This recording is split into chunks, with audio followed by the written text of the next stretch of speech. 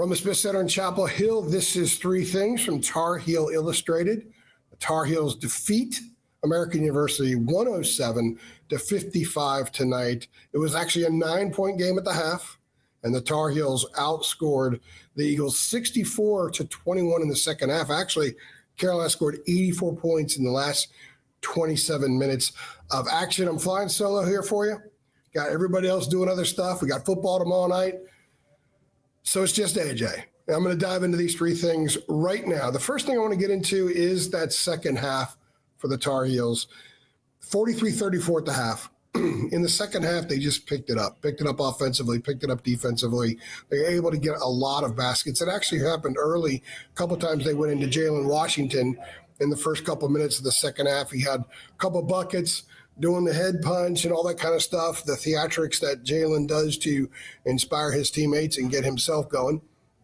And that kind of set a tone because it was an early timeout by AAU. I think Dwayne Simpkins can sense the Tar Heels were kind of stepping into the next gear, and they did that. In fact, once they finally hit a three, and they missed their first 10. Cade Tyson hit one. Seth Trimble hit one. Then a bunch of guys started getting going. They were 0 for their first 10, 7 for their last 12. Seeing Tyson hit 3 was huge for this team. It was huge for him. He even said after the game that he was, needed that first confidence boost. You could tell watching him play that he was thinking a lot and not always reacting. In fact, he said he may have passed up the first shot opportunity he had. He passed it up and said he was going to watch the film and see if he did and take a look at it and try to learn from it. But he had catch and shoot shots pretty much the rest of the way. He looked comfortable. He looked like the guy I've seen on film many times watching him play at Belmont. And that was big. They needed this kind of game to give him an opportunity for Hubert to just leave him out there on the floor and just let him play, let him dive on the floor, let him get a good sweat going. And I thought that was very, very positive. Also, positive on the offensive end, and this was throughout the game, Elliot Cadeau. Elliot was scoring early and often, driving to the basket, getting fouled. He's so much better at dealing with contact at the rim now than he ever was, but than he was last year. Much stronger, much more responsive to the contact and playing off of it.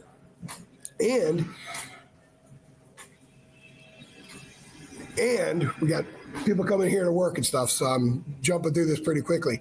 And what I really liked about the way that he played, other than the assists and all that kind of stuff, he had 3 steals fairly early in the game, got a dunk. His other dunk was last year at Louisville. And he got easy conversions or drew the foul, went to the line, hit the free throws. He missed 3 in a row at some point, but he's not going to do that much during the season. He's become a good free throw shooter, a reliable free throw shooter. And when he gets in lane and he goes up, he's still capable of dishing and finding people. But he is so good at getting the ball up there and either giving him a chance for an N1 or he's getting the 2 free throws or he scores and sometimes no foul is called. But you've got to love the toughness that he drives to the lane, gets to the basket, and makes things happen. In fact, in the first half tonight, that's a lot of what Carolina's offense was. In the second half, it was far more spread out. It's far more what Hubert Davis wants from this group, with guys hitting threes, bigs cutting it down the lane. In fact, there was one cut in particular to Jalen Washington where he slammed. It was another no-look pass by Elliott to Jay Wash, and they finally had an entry pass.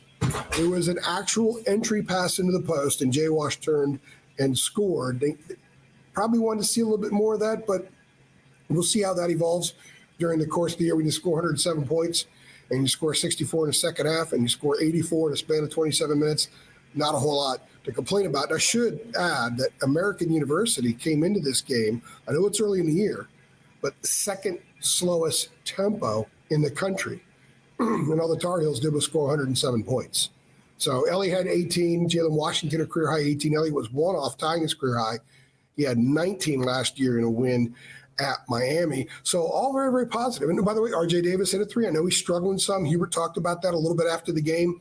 Got a piece coming up about RJ and a conversation Hubert had with him, kind of relating himself as a senior at Carolina to where RJ is early in this season. The second thing I want to talk about is defense. AU started out 7 for 13 from the floor, 4 for 6 from 3. But the rest of the way, 12 for 48 from the field, in 3 for 25 from three. AU got a lot of uncontested shots in the first half. The big guy, Rogers, backed in Jay Wash, created some shots for himself, hit a three. He was feeling it. Then the Tar Heels shut him down. He didn't do a whole lot after that. And in the second half, Carolina held America to 14.7% from the floor. So this connects to the first thing, because Hubert was asked about all that scoring in the second half, and he said it is directly related to defense. And it was. Defense and rebounding. Drake Powell, by the way, 11 rebounds. Just a magnet to the rim. And he gets the rebound and heads up court immediately. It's a rip and run kind of deal with him, which you're going to see more of that moving forward. I think you're going to see him play a lot of minutes moving forward because he could do some of these little things. But Hubert emphasized that it was the defense that got the offense going. They didn't let AU run a lot of their stuff. They pressured the ball. They forced them into a lot of bad shots. They forced only 13 turnovers, but it felt like 20 or 25. And it felt like the Tar Heels were capitalizing every time they did turn the ball over. In fact, I believe the numbers are 22-6 in points off turnovers, 23-0 in fast break points. That's pretty impressive. And Carolina scored a lot quickly in a possession. It wasn't a fast break bucket. They bring it down, a couple passes, a guy's open, either drives, dishes, or finds somebody after the last 12 minutes of the game, or for the last 12 minutes of the game, finding an open shooter on the perimeter who knocked him down. Elliott knocked one down. But Elliott, RJ, Cade, they get 5 guys knock them down in that stretch, and they needed that because the fans were kind of groaning every time a missed three was going up there. But they got a lot of those because of defense. I asked Jalen Washington after the game, I said, did it kind of seem like when you guys were going this direction, they were stopping and trying to catch up? And then when you guys were going the other direction, they were stopping and trying to catch up. So it's almost like you're passing two ships in the night because AU simply couldn't keep up with the Tar Heels. Their speed was outstanding, and it began on the defensive end. Drake Powell, by the way, like I said, the 11 points. We're going to write a piece about him this week too, because it's not just that; it's his game. Is that pull-up jumper in the lane is pretty. It's pretty. His ability to play offense without stagnating. A lot of freshmen sometimes they think so much, even if they don't score, sometimes they stagnate things. He doesn't do that at all. By the way, the Tar Heels had 8 steals and 4 blocks in the game. Drake had one of them where he went and caught the ball. I asked him after. I said, "Is it a block or is that a rebound?" He said, "It's both." Second time this year he's done that. So twice in 3 games, he has caught a shot. And Hubert told a story after the game about how last time he saw a guy do that, it was MJ. And he did it saving Hubert's butt when they were with the Wizards. Hubert said he got beat on a drive, and MJ came up at 40 years old, caught the ball. He was not comparing Drake Powell to Michael Jordan. He was just correlating how unique it is that Drake's not only done that one time, but he's actually done it twice. So 14.7% from the field in the second half. That's unbelievable. 52-point margin, the largest obviously for Hubert here at home. That's the best defensive percentage and a half under the Hubert era, which is in its 4th season as well. Finally, what does this mean? Well, the Tar Heels got out of this what they needed to. They were kind of, I wouldn't say sluggish at first. They just weren't great at first. They weren't defending, didn't play with the kind of energy they needed to. That happens sometimes. The last game was Kansas. They're going to Hawaii. It's American University coming in here. I'm sure a lot of these kids don't know where it's located. Washington, D.C., by the way. I've actually been to a lot of games at AU at Bender Arena. Covered them and been there as a spectator when I lived in that area. So they didn't – I could see how it happens, but they did get it going. And once they got it going, they played at an exceptionally high level. Still some concerns. Got to wonder where their traditional, conventional post offense is going to come from, but they're going to get a lot of rolling points. So maybe we should start seeing a big roll into the basket, getting a feed, going up and dunking as their interior offense. It's a free-flowing offense, but it's not going to be like dumping into Armando and he works his guy. You're going to need to see more of that from Jay Wash as the season goes on, and I think that you will. But a big part of what their bigs do is they can roll and finish. Lubin can finish. Withers can finish. Withers had a nice drive and dunk from the left corner. Very nice. So they've got that and should have that all year, especially if they're hitting some threes. then that stuff's going to open up even more. So the efficiency that they played with, the way defense and rebounding triggered it, and they look to push every time. That's what this club wants. That's what Hubert wants. He wants to be the fastest team in the country, and we saw in the second half tonight the fastest team in the country. So they did the mandate. They executed the mandate. First half, it wasn't so great. They had a couple good stretches. They were methodically pulling away. They were missing threes. Had they been their usual selves from three, the halftime margin would have been a little bit higher, but 9 points was fine. It was fine because RJ was a loud voice in the locker room at halftime. They came out and blew the door. So they got what they needed to out of this game. They needed Jay Wash to do some stuff in the post, and he did get an entry and score. They needed Cade Tyson to just play. Hubert, stick him out there, just let him play, let him sweat, let him lose himself in the game, and let him find some things that he did at Belmont. That occurred.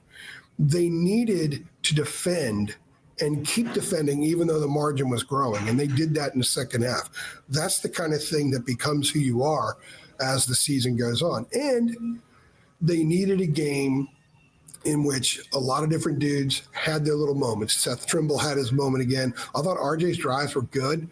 I saw RJ way before the game started. I was in the arena, and he was working on some stuff in the lane, a lot of left-hand stuff in the lane, 4 or 5 foot stuff. He knows with other shooters out there, those kind of shots are going to be there, and he's still trying to find the other shots in a comfortable way like they were a year ago.